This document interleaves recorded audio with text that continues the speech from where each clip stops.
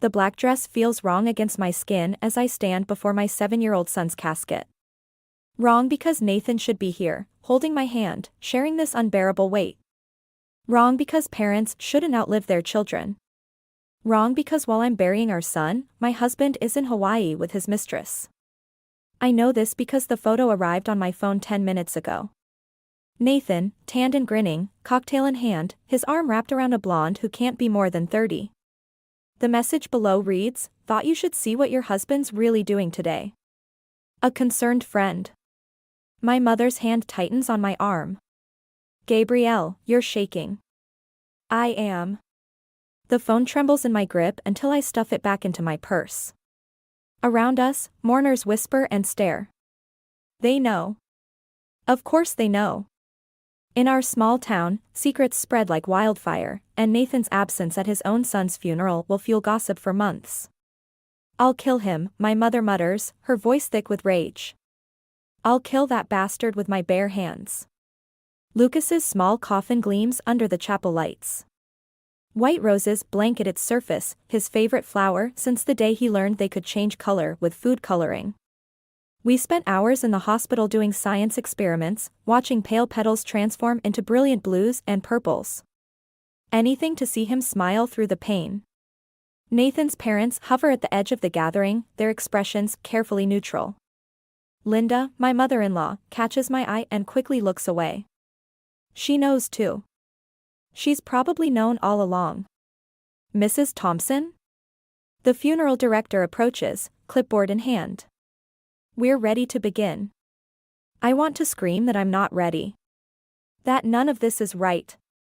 That Lucas should be home playing video games or begging for 5 more minutes before bedtime. Instead, I nod and take my place in the front pew. My phone buzzes again. Another message, this time from Nathan himself. "Sorry I couldn't make it. Important business meeting. We'll make it up to you." The rage that floods through me is unlike anything I've ever felt. It burns away the grief, just for a moment, leaving behind something harder. Colder. More dangerous. I delete the message and straighten my spine. Let him enjoy his Hawaiian paradise with his cheap mistress. Let him think he's won. Let him believe I'll crumble and fade away like a good, grieving widow. I won't. I'm going to destroy him. Not just for abandoning us during Lucas's illness. Not just for missing his funeral. But for every lie, every betrayal, every moment he chose himself over our son. I'll take everything from him, piece by piece, until he understands exactly what loss feels like. The reception after Lucas's funeral feels like a performance, with everyone playing their assigned roles. My mother-in-law Linda corners me in the kitchen of my parents' house, her perfectly manicured hand gripping my arm just a bit too tight. "Nathan's going through a difficult time," she says, voice dripping with manufactured sympathy. "We all process grief differently." I shake off her grip, focusing on arranging cookies that nobody will eat onto a serving plate. "Is that what we're calling it now? Processing grief in Hawaii?" Her lips thin into a sharp line. "You always did have a flair for dramatics, Gabrielle. Perhaps if you'd been more understanding during Lucas's illness." "Don't you dare." My mother's voice cuts through the kitchen like a blade. She stands in the doorway, and I've never seen such fury in her eyes. "Don't you dare blame my daughter for your son's cowardice." Linda's mask slips for just a moment, revealing something ugly underneath. "Margaret, this is hardly the time." "It's exactly the time." My mother steps closer, and despite being shorter than Linda, she somehow towers over her. "While my daughter was sleeping in hospital chairs for months, where was Nathan? While my grandson was fighting for his life, where were you and Robert with your family support?" The sound of breaking china makes us all jump. I've crushed one of the cookies in my fist, crumbs scattering across the counter.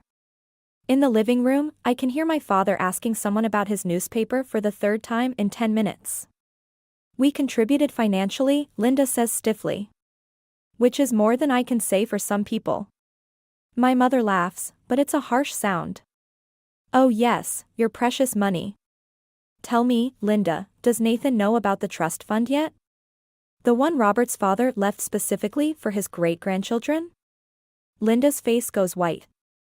It's the first time I've heard about any trust fund, and clearly, that information wasn't meant for my ears. That's a family matter, she hisses. Lucas was family, I say quietly, the pieces clicking into place. He was the only great-grandchild. Which means that money was his. The silence in the kitchen grows thick with unspoken accusations. Linda's perfectly composed facade cracks just enough for me to see the calculation behind her eyes. All those times she discouraged Nathan from spending time with Lucas. All those convenient business trips she arranged during his hospital stays, it wasn't just emotional distance. It was strategic. I think you should leave, my mother says, but Linda's already retreating.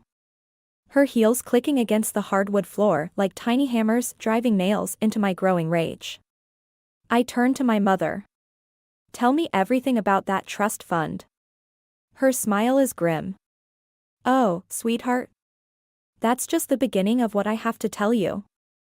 3 days after the funeral, I find the life insurance papers in Nathan's home office. Not in a drawer or filing cabinet, but scattered across his desk like fallen leaves, forms, receipts, and a post-it note with a call Sam Ree. Policy is scrawled in his hasty handwriting. My hands shake as I rifle through the documents. Lucas's policy, taken out 6 months after his diagnosis, is for $2 million. The beneficiary line catches my eye to Nathan Thompson, sole recipient. My name has been crossed out, the change dated just weeks before Lucas died. My phone buzzes. A text from an unknown number, we need to talk. Coffee shop on Main. Now. Samantha. The name hits me like a slap. Sam. The woman from the Hawaii photo. The same Sam from the post-it note. I find her exactly where she said she'd be, looking expensive in a way that speaks of someone else's money. She doesn't stand when I approach, just stirs her coffee with calculated precision. I'm surprised you came, she says, not looking up. I'm surprised you had the nerve to contact me. Now she does look up, and there's something hard in her eyes. Nathan's been promising me things. Big things. But now he's not returning my calls. What kind of things? A fresh start. A new life together. She laughs, but it's bitter. Funded by your son's insurance money. The world tilts sideways. I grip the edge of the table, my knuckles white. He told you about that? He tells me everything. She pulls out her phone, scrolls through messages. Including how he made sure you'd never see a penny of it. His mother's idea, apparently. She never thought you deserved their family money. Why are you telling me this? Samantha leans forward. Because he's playing both of us. That policy? He promised to split it with me. But I did some digging. He's got gambling debts, Gabrielle. Big ones. The kind that make people desperate. My throat feels like sandpaper. You're lying. She slides her phone across the table. Text messages, bank statements, photos, a digital trail of betrayal spanning months. Nathan and Linda, plotting. Nathan and Samantha, planning. Nathan at casinos, at loan sharks, at places he should never have been while our son was dying. I'm not the villain here, Samantha says quietly. I'm just another mark in his con. But unlike you, I've got nothing left to lose. I stand up, my chair scraping against the floor. You're wrong about one thing. I've got nothing left to lose either. Not anymore. She smiles, and it's all teeth. Then maybe we should help each other.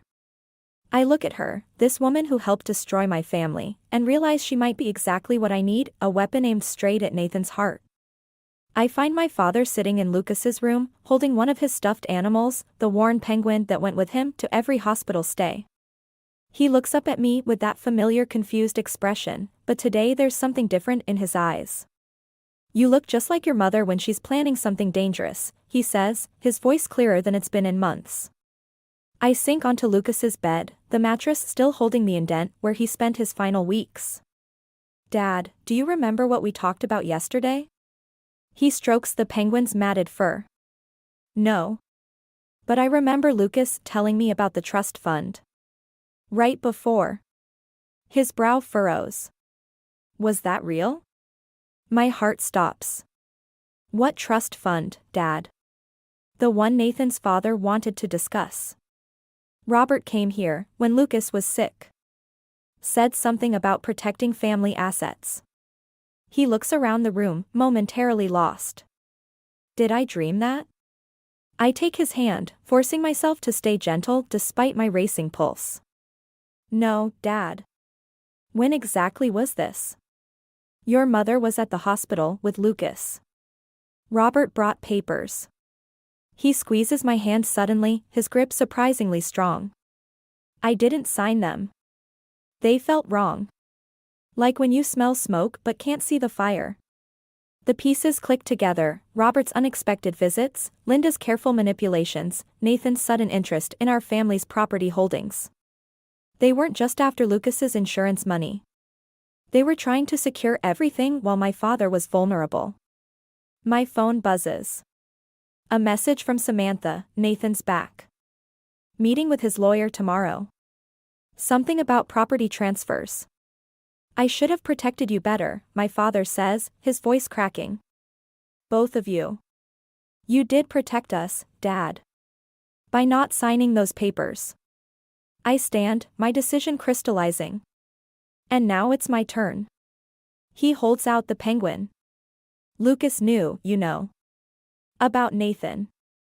He told me not to worry about you because you're stronger than everyone thinks. His eyes cloud over. Who's Nathan? The familiar pain of watching him slip away mingles with a new determination. I take the penguin, its soft weight anchoring me to this moment. My phone buzzes again. Uncle Peter this time found something in the property records. Come to my office.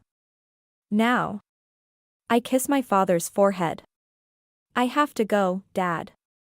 But I promise you, they won't take anything else from this family. He smiles vaguely, already lost in whatever fragment of memory has claimed him. But his earlier words echo in my mind, like smoke without fire. They thought they could use my father's condition to steal our legacy. Instead, they've given me exactly what I need: proof of their intentions. The penguin goes into my bag. A reminder of what I'm fighting for, and why losing isn't an option. Uncle Peter's office is a fortress of filing cabinets and legal documents, but what he shows me isn't in any drawer.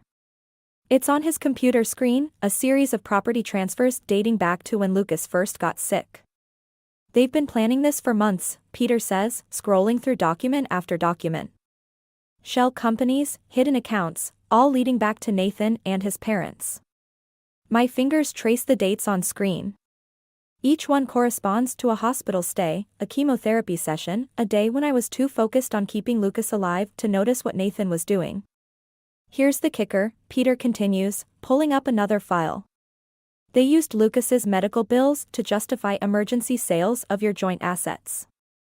Everything's been quietly moving into accounts you can't access. A knock at the door makes us both jump. It's Samantha, looking less polished than at the coffee shop. Sorry to interrupt, but Nathan's meeting got moved up. He's at the lawyer's office now. Peter glances at his watch. That's not possible. The meeting's scheduled for. Linda changed it, Samantha cuts in. They're signing everything over today. Once that's done. She lets the sentence hang. My phone buzzes, a text from Nathan: we need to talk about the house. Coming by later. The house. My parents' house, where my father still lives, where Lucas spent his final days. The property that's been in my family for 3 generations. Show me everything, I tell Peter, my voice steady despite the rage building inside. Every document, every transfer, every lie. For the next hour, we piece it together. Nathan's gambling debts, hidden behind corporate facades. Linda's systematic dismantling of our joint assets. Robert's attempts to manipulate my father into signing away his property rights. There's one more thing, Samantha says quietly. She pulls out her phone, plays a recording. Nathan's voice fills the room, discussing with Linda how to handle my father's condition. How to use his dementia to their advantage. The recording ends. In the silence, I hear Lucas's voice in my memory. Promise you won't let them take our home, Mom. We can stop them, Peter says. But we have to move now. I stand, gathering the documents we've printed. No. I'm not just going to stop them. I pull Lucas's penguin from my bag, set it on Peter's desk. I'm going to take everything back. And then I'm going to make sure they never hurt another person again. Samantha's lips curve into a smile. I was hoping you'd say that. Because I know exactly where they've hidden the real estate contracts. Get your coat, I tell Peter. We're going to pay Nathan's lawyer a visit. And this time, I'm not leaving until I have what I came for. The penguin watches with its worn button eyes as we head out, three unlikely allies united by betrayal. Moving toward a confrontation that will change everything. The lawyer's office feels like a trap. Nathan sits across the conference table, Linda and Robert flanking him like guards. The stack of documents between us might as well be a wall. You're making this harder than it needs to be, Nathan says, sliding the papers toward me. Just sign. For Lucas. My hand clenches around the USB drive in my pocket, the one containing every fraudulent document, every recorded conversation. Every piece of evidence Peter helped me gather. Don't you dare say his name. Linda leans forward, her perfectly manicured nails tapping the table. Gabrielle, dear, you're clearly not thinking clearly. Grief can make people. Show them, Samantha's voice cuts through the room as she strides in, Peter right behind her. Show them what we found. Nathan's face drains of color. What is she doing here? I connect the USB to the lawyer's computer, and the projector flickers to life. Document after document appears on the screen, property transfers, falsified signatures. Recorded conversations about using my father's condition to steal our family home. It's over, I say, but Nathan's smile stops me cold. Actually, he pulls out another folder. There's something you should see first. The documents inside make my blood freeze. Photographs of Peter meeting with known criminals. Bank statements showing suspicious transfers from my mother's accounts. Emails suggesting tax fraud dating back years. Imagine how devastating this would be for your family, Linda says softly. Your uncle's business ruined, your mother implicated. Your father would have to leave that lovely home of his. Where would he go, in his condition? Peter starts to speak, but Nathan cuts him off. We can make all of this go away. Or we can destroy everything you have left. Your choice. The room spins. Every piece of evidence I gathered, every plan I made, turns to ash in my mouth. They weren't just after money, they were setting up an insurance policy against exactly this moment. You have until tomorrow morning, Nathan says, standing. Choose wisely. They file out, leaving me alone with Peter and Samantha. The projector still cycles through my evidence, now useless against their counter-threat. They won't stop, Samantha whispers. They'll take everything, piece by piece, until there's nothing left.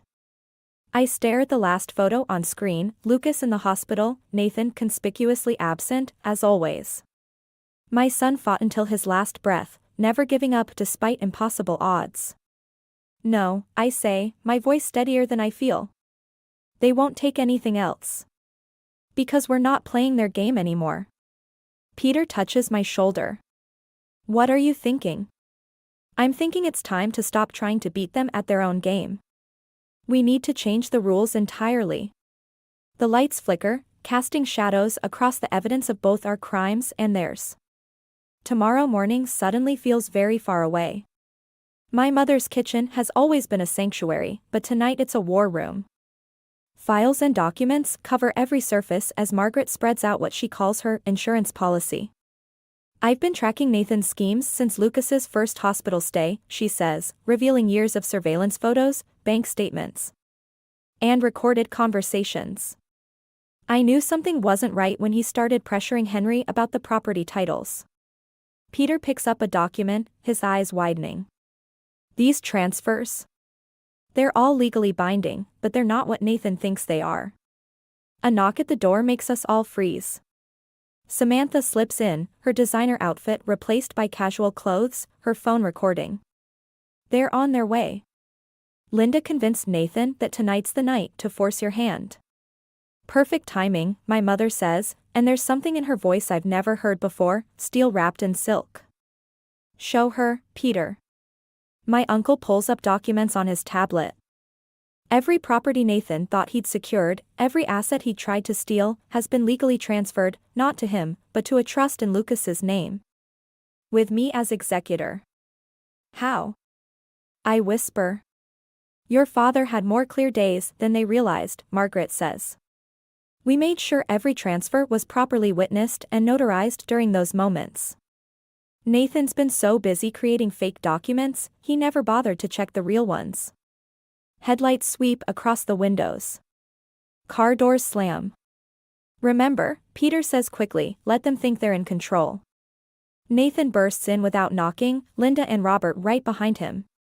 He's holding the folder of threats against my family, his smile triumphant. Time's up, he announces. Have you made your decision? I stand, letting my hands shake, playing the role they expect. You win. I'll sign whatever you want. Linda's smile mirrors her son's. I knew you'd see reason. Actually, Samantha steps forward, her phone still recording, I think you should see this first. The color drains from Nathan's face as she plays a recording, him confessing to insurance fraud, to manipulating my father. To planning everything while Lucas was dying. But it's not just his voice on the recording. Linda's there too, orchestrating every move. You set us up, Nathan snarls, lunging forward, but Peter blocks his path. No, I say quietly. You set yourself up. Every fake document you created, every illegal transfer you attempted, they all leave a paper trail. One that's already been sent to the FBI's Financial Crimes Division. Linda reaches for the folder of threats, but my mother snatches it first. Looking for these? Funny thing about evidence, it works both ways. Especially when it's been carefully documented by a retired legal secretary who spent 40 years learning how to protect family assets. Nathan's face contorts. You can't. I already have, I cut him off. The only question now is how far you want this to go. Because I'm ready to lose everything to make sure you lose more. The silence that follows feels like justice. The morning frost crunches under my feet as I make my way through the cemetery. Lucas's headstone stands clean and bright, the marble catching early sunlight. I brush away fallen leaves, setting down the worn penguin stuffed animal against the stone. You'd be proud of your grandmother, I say softly. She outsmarted them all. Nathan and Linda face federal charges for financial fraud. Robert turned state's evidence, finally finding his voice after decades of passive compliance. The trust fund, Lucas's rightful inheritance, will go to the pediatric cancer ward where he spent his final months. He's at peace now, my father says, and I startle. I hadn't heard him approach. He stands beside me, more lucid than he's been in weeks. Lucas told me so. Dad, you're having a good day. He shakes his head. No, before. The night he came to me. Said not to worry about you anymore. Said you'd find your strength. He touches the penguin's matted fur. Funny thing about strength, sometimes it looks like revenge, but it's really just love wearing armor. The weight of everything, the battles won, the family protected, the justice served, settles around my shoulders like a familiar coat. Not comfortable, exactly, but necessary. Samantha left town after providing her testimony, but not before leaving me a final note. Some victories don't feel like winning. She was right. This doesn't feel like triumph. It feels like survival. My phone buzzes, Peter, updating me on the last of Nathan's assets being frozen. I silence it without responding. That chapter's finished. Ready to go home? I ask my father. He stares at the headstone, something shifting behind his eyes. Did I tell you about Lucas visiting? Yes, Dad. Just now. Oh. He pauses, then smiles. Good. Wouldn't want to forget that. As we turn to leave, movement catches my eye, a monarch butterfly landing on Lucas's headstone, its wings catching the sun like stained glass. My father reaches for it, but I catch his hand. Let it be, I say, understanding finally washing over me. Revenge wasn't the answer I needed. It was this, protecting what remains, honoring what was lost, finding peace in the spaces between justice and mercy. The butterfly takes flight, dancing on the morning breeze. My father watches it go, then turns to me with clear eyes. Shall we have pancakes? Lucas always loved pancakes. Yes, I say, taking his arm. He did. We leave the penguin standing guard, a silent sentinel against the marble. Behind us, the butterfly spirals upward, free and unburdened, showing us how to let go.